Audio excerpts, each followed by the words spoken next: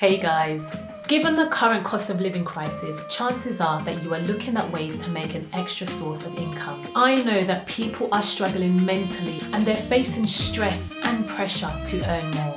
And if that's you, I want to share with you 3 things that I've learned on this journey running a side hustle. As somebody who didn't come from a business background, in that I didn't study business or do an MBA, I still want to share my perspectives to help you start a side hustle that will be sustainable and successful so that you can earn an income whilst also having a day job. So the first thing that I've learned is process over power. It's not enough just for you to rely on your strength or your willpower or your positive mental attitude, because as an employee with a side hustle, you're already automatically going to be wearing many hats. And that alone is enough to make you slack on the days that you really cannot be bothered. And I call that being in your danger zone. So your danger zone is when you could be feeling either stressed or anxious or overwhelmed. Yes guys, these feelings do not only affect employees, but it also affects business owners. The realities of running a side hustle is that when you are starting out, you would be the one to wear all of these hats. This has definitely been the case for Ken and I, and we found that we have worn many hats and it has caused us on numerous times to suffer from burnout. The top tip for you would be to document your processes. Now, documenting your processes from the very start of your side hustle journey means that even on your most unproductive days when you really cannot be bothered to do anything, all you have to do is simply follow your processes with little brain power needed. Documenting your processes will also help you when you come round to eventually getting additional help, whether it be in a form of a virtual assistant. Guys, please don't be like us and wait until you need additional help before you then start to document your processes, because it really can be overwhelming.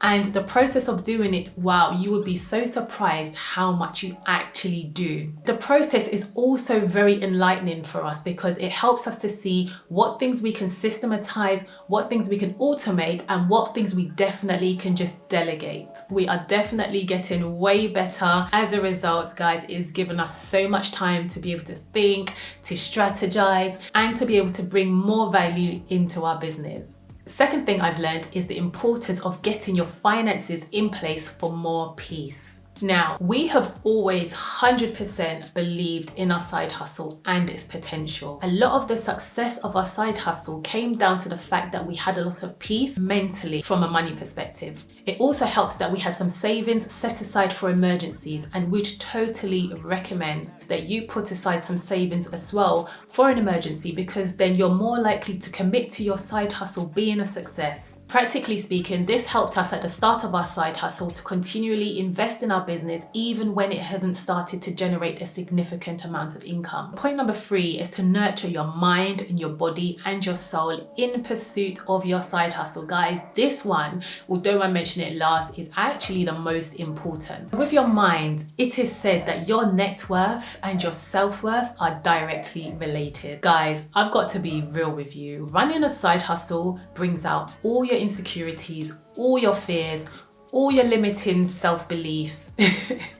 You literally cannot run from it. I have gone through all of the emotions, and I can tell you that motivational podcasts or motivational books or affirmations can sometimes feel like a band-aid solution. Quite frankly, it's a temporary fix, and then all those feelings and doubts later on come creeping back in. Over time, I have found that the best solution for getting rid of these limiting beliefs have been to write down my limiting beliefs, look at them and read them out loud. And for each one, self-diagnosing the root cause of those limiting beliefs and really asking myself the question, what traumatic encounters or memories or other people's limiting beliefs that I've allowed to project upon myself? This really requires you to be still, to pause, and once you've discovered what the root cause is, really sit down and talk to your younger self. And that could be in the form of a poem, or really just talking to younger self and saying and talking to that traumatic situation and encouraging your younger self that this is not the reality. The next thing is to then replace all those limiting beliefs with truth and speak life into those fears, speak life into those limiting beliefs. A lot of people know that this is some of the things that you need to do, but especially for entrepreneurs, it's so hard to actually stop, pause, because it really requires that you slow down. Something that small business owners, when you're running a side hustle, you neglect to do because you have an ever-growing to-do list that you're trying to tick off. Next is body. Guys, when it comes to entrepreneurs and when it comes to me, my journey, I have not been the best when it has come to self-care. I often allow hectic schedules to take priority, and then come Thursday, I have burnout, resulting in taking long days off. As your side hustle begins to gain more momentum and you start to get visibility and lots of opportunities start coming your way, you really need to set boundaries. Again, this is something that Ken and I have been pretty bad at doing, but we're starting to get a bit better. But one thing that I would recommend is penciling in time for your non-negotiables, and that could be spending time with family, spending time with your children, spending time with your partner, spending time to exercise and go for walks, or even doing therapeutic things, whether that's painting or whatever works for you, things that you can do to ensure that you do not suffer from burnout. It's very easy to say yes to every opportunity, because for one thing that we know is that saying yes to one opportunity has led us to another opportunity and then another opportunity. And so it's so easy to say yes to everything. And I have been,